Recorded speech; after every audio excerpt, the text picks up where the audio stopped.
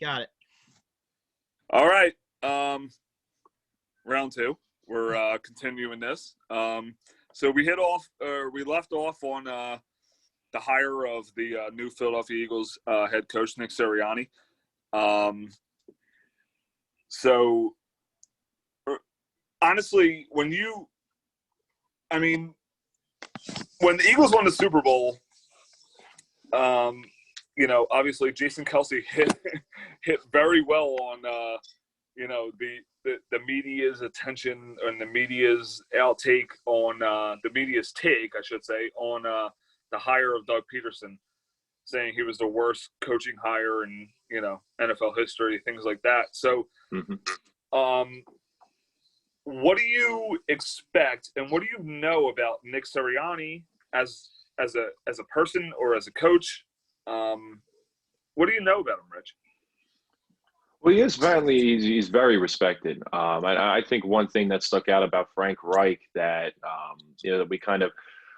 that's kind of been lost in the Eagles' offense this year. It's that it has been stagnant, and a lot of people are kind of catching up to it, and that's for a number of different reasons, right? The offensive line injuries this year were rampant. I mean, you lose guys like Brandon Brooks and Andre Dillard. I mean, you have a lot of issues on your hand right there with two of it. Brooks has been one of the best right guards in football for the last couple of years.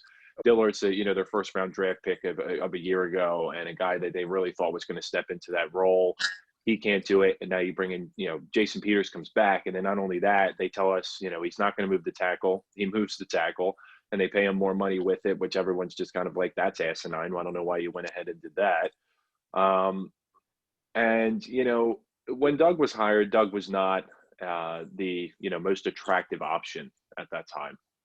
And he was that guy that Laurie thought was going to get them back to, the days when Andy was here, a guy who came from that coaching tree, understood the philosophies and what it takes to run a team. And we saw a lot of that behind the scenes. And, that Super Bowl was indicative of it. When you kind of believe in, just think about the guts that it really takes to call that Philly special play, right?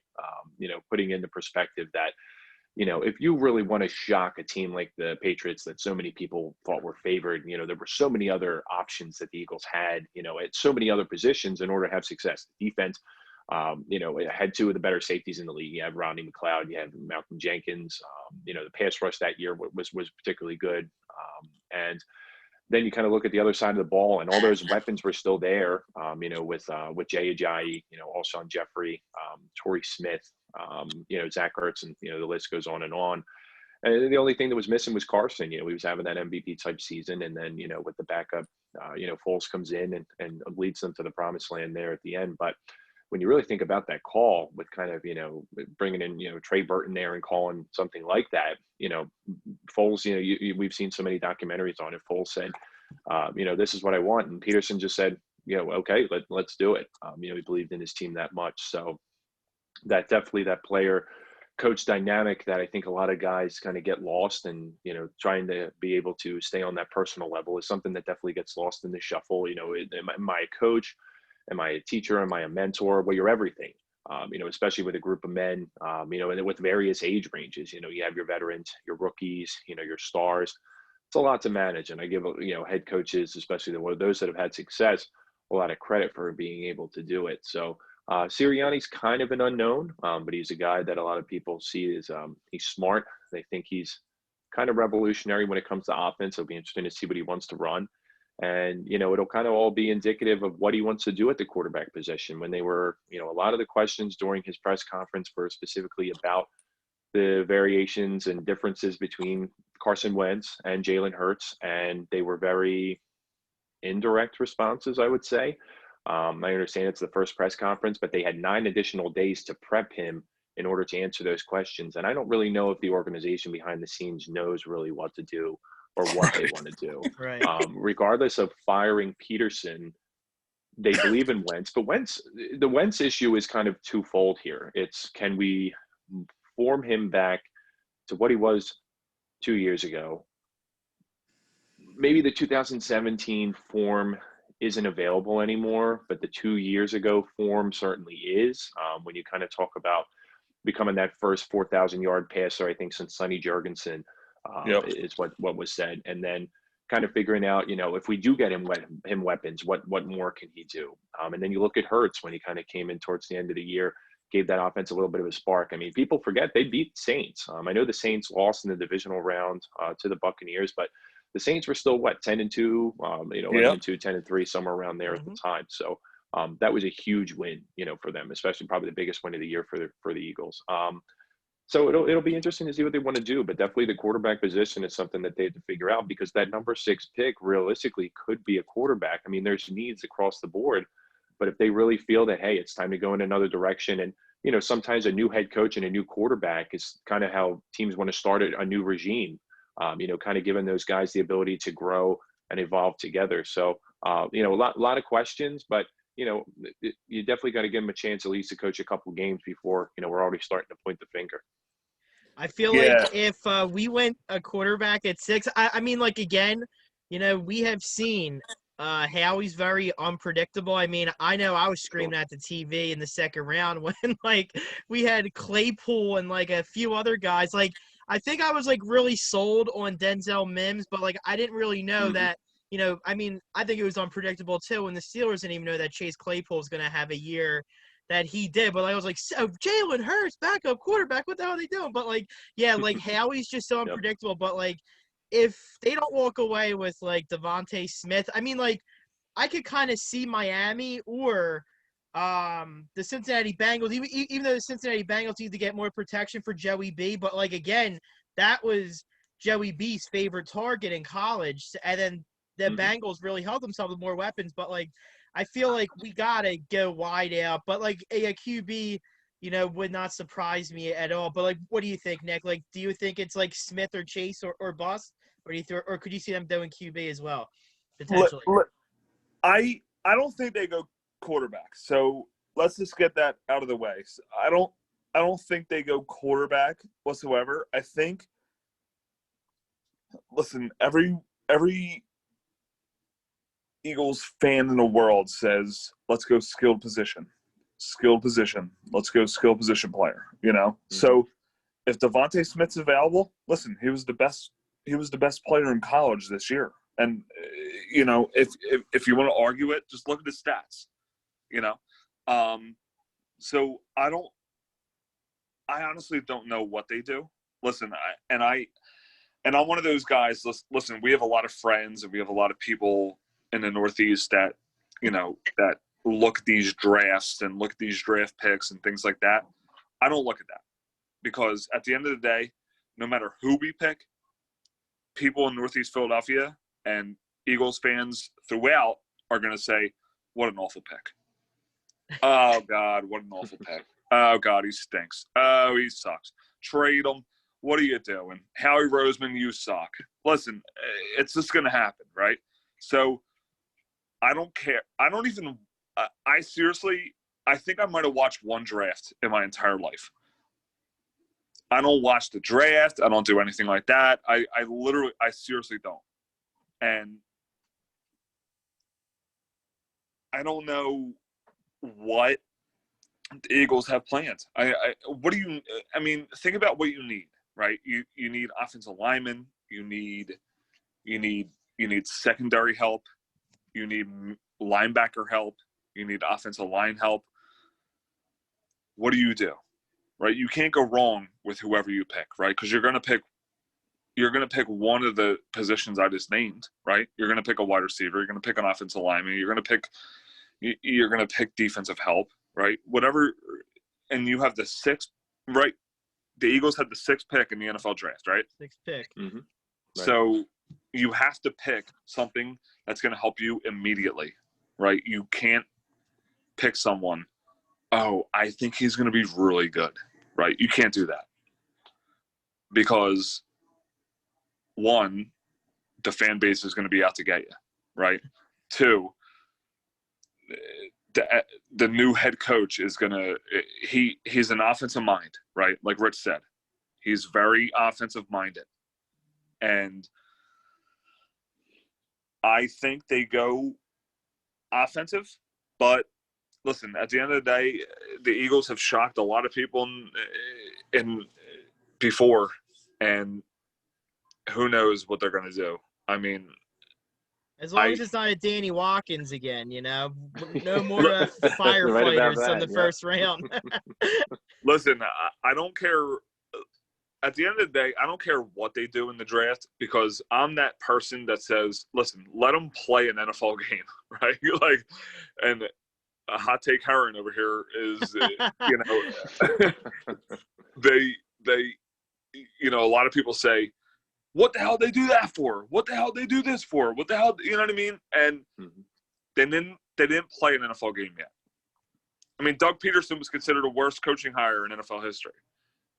Won a Super Bowl. Yep. So what is Nick Sirianni going to do? I mean, he's not even 40 years old yet. He's young. Is he going to be another Sean McVay? He's a young coach in the NFL. Who just got Stafford. Crazy. Is that nuts? But, yeah, what a move. Wow. Oh, my God. But, listen, that's unbelievable. But some NFL minds say he's one of the best coaching minds in the NFL. What has he done? Right? So, like, is this what we're going to deal with for the next 3-4 years? All I want them to do is be successful, right? I'm not asking for Super Bowls. I'm not asking for you know what I mean? All I want is not mediocre seasons. That's all I want.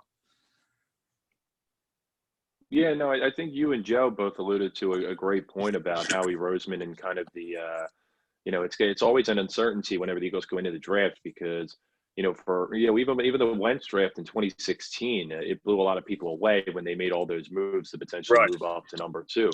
And, Joe just alluded to another interesting point about Stafford's now in LA and Jared Goff's in Detroit. So you look at if Wentz doesn't start this year, the 2 top picks from that draft. Most likely, I think Goff is going to start in Detroit. But in terms of where Wentz might go, I mean, the movement with those 2 guys, and it was only a couple years ago to where if the Eagles would have beaten the Saints, unfortunately Wentz would have been hurt that year. But those 2 teams could have potentially met in the NFC Championship game, and instead it was New Orleans. LA wins that game and goes to the Super Bowl. But you're right. McVay's definitely one of those guys who's very respected. Across the league. So, there is a lot of uncertainty and there's a lot of different areas that the Eagles are going to have to shore up to get back to being competitive. But, we look at this division a year ago and, Washington gets in, with a horrendous record. The records across the board for basically every team in this division was bad. I think Washington got in at 7-9. The Giants were still alive until the end. Eagles and Cowboys, Cowboys even without Dak were still alive. So I think some people are looking at that saying, hey, it's not completely crazy to think they could maybe make the playoffs. But I think a lot of people would agree that if they would have made the playoffs last year, we would have had a pick around maybe the 21st, 22nd. And as a result of finishing with a 4-11-1 record, they get number 6, and it's a pick that they desperately need in order to improve. Yeah, I feel like, just adding, it's like really tough to put pressure on a rookie, but of course it's easy to say now because of the year that Justin Jefferson had, but I watched a few of the LSU games. He was phenomenal. Obviously, Chase coming in as like the big freshman back in 2019 looked phenomenal and all, but Justin Jefferson, I feel like the both of them combined had 40 touchdown receptions each, which is so bizarre because right. Joey B had 107 touchdown passes that year. But I'm still mind blown to this day that, that you let Justin Jefferson, a guy like that who, I never want to compare NFL players to NFL players, but kind of does remind you of Diggs 2.0. So that's why the Vikings were very happy that they fell into his hands because that was probably their number 1 receiver they had circled on their draft board, but they were hoping and praying that we weren't going to get him, and they were, probably going to wind up with Reagor. They were just probably going to go with the best available. But, yeah, hopefully Reagor turns into a great slot. But I feel like Devontae Smith could be a very solid one on the Philadelphia Eagles for years to come, which is a wideout that we need, I know that we can't really cut Jeffrey. I don't know what we're going to do because he's a lot of dead salary cap because he's still on the roster this year. But I would like to, even though I was very disappointed on what they did with Travis Fulgham. He disappeared after once Alshon got healthy. But I would like to see Travis Fulgham a little bit more in the offense this season as well. That would be awesome. Yeah, I agree 100%. I think I don't know what to think about what the management side of the Eagles have to say or do about like the draft picks or anything like that, but I don't listen. All I want them to do is just do the right thing. I mean, it's so easy for us to say, right? Like we're just like casual fans that were born in Philadelphia and we were raised Philadelphia Eagles fans, right? So like, I don't know whether or not to say, hey, we should have taken Justin Jefferson, right? It's so easy for us to say that now because of the season he had, right? Mm-hmm. But when you look at all their, tape and all that stuff, like, listen, I don't do that, right? I'm going to be honest with you. I don't do that. All I know is Eagles selected Jalen Reagor. And then I go, all right, well, let me look up what he's done in his career, right? And then I look at his, then I look at his, his highlights. And I go, wow, pretty good player, right? So, like, you know what I mean? Like, if you're being selected, in the first round or second, whatever you are, you're probably a good football player.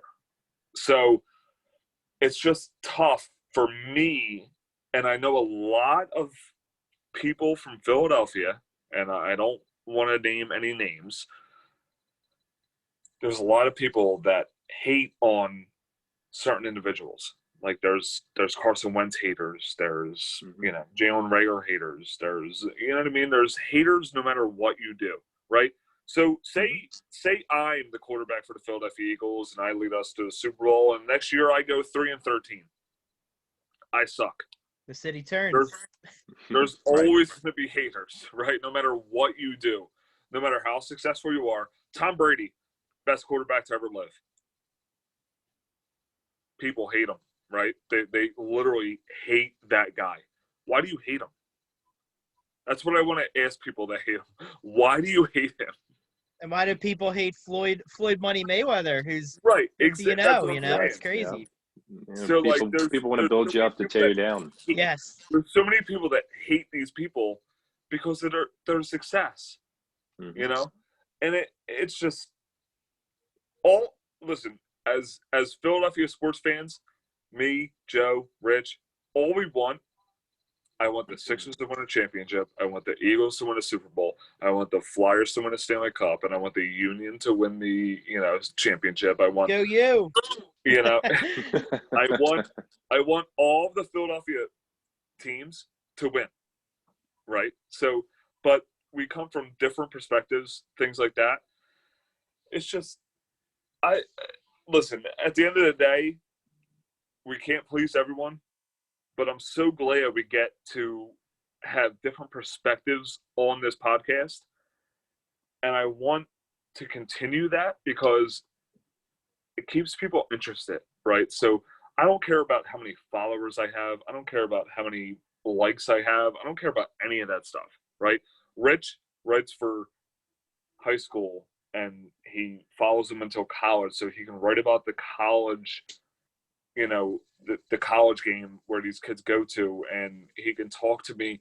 Listen, I have texts and calls from Rich that he can talk to me about anything in the world, about any professional sport in the world, right? So, like, I literally could be like, yo, Rich, what's going on in tennis, dude? Like, I guarantee this guy has an answer for me, right? So the people that put this work in deserve so much credit for what they do, right? So listen, for instance, DeMichael, right? He writes for the Philadelphia Inquirer. Mm-hmm. Mm-hmm. There's so many. I wish they could write for ESPN, and I wish I could write for.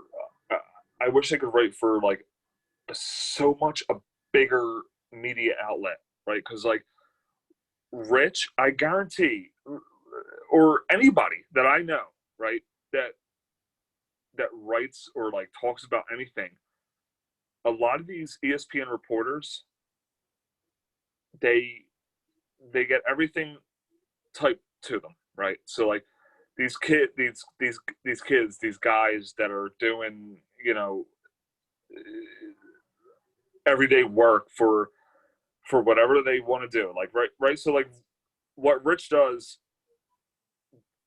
his main work, right, like his real job, his 9 to 5, whatever you want to call it, is just his normal gig, right? So he does the other stuff because he loves it, right? He loves sports, right? So Rich loves basketball. He loves anything you want to talk about sports wise. It's just, I wish people like the regular person, like me and you, Joe. So like, I wish these people got more recognition. I don't know. I mean, that means a lot to me when people are like putting a lot of work and they do a lot to get recognized. And I know how hard Rich works, and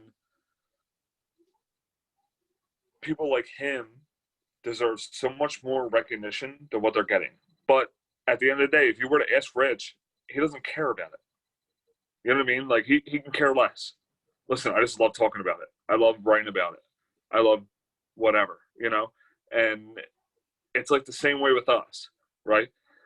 Me and you, Joe, we don't care about 1 million followers, right? Joe, you love boxing. I love MMA. We talk about it. We get 4 likes on Instagram, and we're cool. You know what I mean?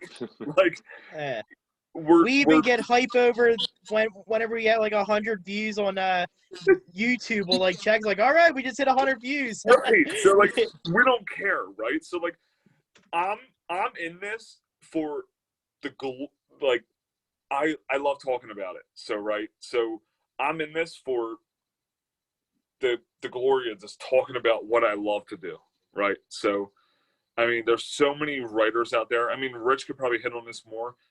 How many people, like, the ideal dream is to be, oh, let's send to Rich Flanagan in Buffalo for the AFC Championship game, Buffalo versus Kansas City, right?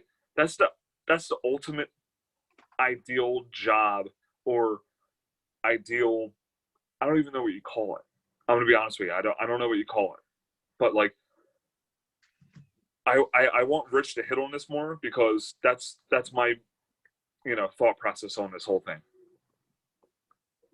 Well, you guys both definitely hit on some important points. And, you know, when you kind of talk about, excuse me, when you kind of talk about niche markets, specifically in different areas where you're trying to focus the most on, you know, specifically when you talk about, you know, your podcast, you know, talking about UFC, MMA, and boxing, you know, those are kind of niche markets that, you know, you kind of have your specific, you know, you guys know a little bit more than I do when it comes to those specific reporters that cover those areas. But you know, those are markets that are continuing to just get bigger and bigger. You know, whether you're talking about it from, you know, evaluating how a fighter has performed and what they've done in the past. You know, they're, you know, from a physical standpoint, talking with trainers and the regiments that they do. From a betting standpoint, kind of seeing how big the sport has grown under Dana White, how he continued to kind of stay with it and saw the market there. You know, kind of just looking at that McGregor fight last week, you know, kind of the biggest thing was that, you know, many people weren't sure he was going to do. Was he going to be rusty? Was he going to be able to go, you know, through the entire, you know, 3 rounds? But, you know, the amount of money that he brings in, you know, it's kind of, it's a product, you know, sports certainly are a product game when we kind of talk about the individual athletes, markets, teams, you know, to kind of look at that and being able to cover them, is really interesting. And yeah, you're right. There's a lot of, I follow a lot of writers, from, smaller newspapers here, in Pennsylvania, Jersey and some of the surrounding areas that are kind of covering, whether it be particularly basketball recruiting, but, other sports as well, and kind of see what they're doing and what's going on in those states. But, like an opportunity for me, that was kind of, really rewarding was covering the Iverson Classic, which is generally every single year is a classic with some of the best high school basketball seniors from that particular class every single year. This past year, 2 years ago, you had Cole Anthony, Cassius Stanley, a number of different guys are playing in that game. It's really interesting to see those guys. Keon Brooks, who's playing at Kentucky now, he was playing in the game. Khalil Whitney, who played a couple of games at Kentucky. He's sitting the year out, but he's preparing for the NBA draft. And then, they're being coached by Steven Jackson, Baron Davis, J.R. Smith was there. Then, of course, AI comes walking in. And that was a really cool experience, for me to cover a lot of those athletes. Those high-level recruits, those guys that basically are, already made to be, kind of centerpieces of teams. And they haven't even stepped on the court yet, but they certainly have the prospects and perspective of it. But yeah, I think when you look at local media outlets, how often do you kind of see national stories that miss a lot of key pieces and details? And we look more to those local outlets that understand the landscape, understand the market, understand what the issues of those living in the area are really doing. Or you talk about a podcast like yours, or a website like mine, that we're covering those niche specific markets that people really want. And it gives us a satisfaction that we're able to have these, intuitive conversations, get these different perspectives, and, be able to cover these various, topics that we want to, but being able to share the information and get the perspective from other people. That's the most rewarding thing, is continuing to be able to evolve and see what type of content we can do, and trying out new things. Because, as we've gone through the ages and we've seen, whether it be social media, podcasts, different things like this, being able to get our opinions and voices heard on these various tools that we have at our disposal. We didn't have these, a couple decades ago. So, it's the landscape is always changing. And that's why, especially for me, being somebody who studied journalism, I'm a newspaper guy. I love newspapers. They record history, and then there's so much good info in newspapers, but most people don't read them anymore. We get most of our news, whether it be social media, online, and that's just kind of the nature of things. And you just have to continue to grow with that. But, these forums like podcasts, are really, they're crucial, and, so many people can utilize them, to grow their market, and have their voices heard. Of course. Yeah. It's actually incredible to see, because you're spot on, because what we grew up as, like, I said, oh my God, he's in the newspaper again. You know what I mean? Like, oh yeah, he was in the newspaper, Northeast Times, everybody in the Catholic League wanted to be in the Northeast Times. Also be on TedSolari.com. Like, that was like the biggest thing growing up. Yes. Oh yeah, that's right. Yeah. Rich probably knows Ted Solari personally, and it's like, that's what everybody wanted. I wanted to be in the Northeast Times. Oh yeah, write a story about my leg. Write a story about, Archbishop Bryant's soccer 2010. I mean, whatever it was, that's what everybody wanted. And you talk about Dana White and, people like that. And Dana White, I honestly think he took a huge risk doing what he did. And however many fighters he has on his roster is a lot, right? So, like, I don't know how many it is, but it's a lot of fighters that want that need to fight to make a living, right? So I seriously don't know how what that number is, but it's what he did for these fighters and these fans that, I mean, you think about it, last March, everything shut down, right? We didn't have any sports. And like people like you and me and Joe and, you know, countless of other people, we didn't watch anything. I mean, I was watching Gilmore Girls with Tori, you know, my wife, and I was like, what the hell, you know what I mean? Now I know it by heart, you know? So it's like yeah, the theme song, it's right. You know, I was like, dude, if anybody wants to argue about Gilmore Girls, come see me. I'll argue with you, you know? And it, like, Dana White I honestly, to this day, I really think he took a really big risk. I mean, listen, at the end of the day, it's $1 billion company. But I really think he took a really big risk to be the only sport out there doing what, you know, he's doing, you know? And it literally, listen, I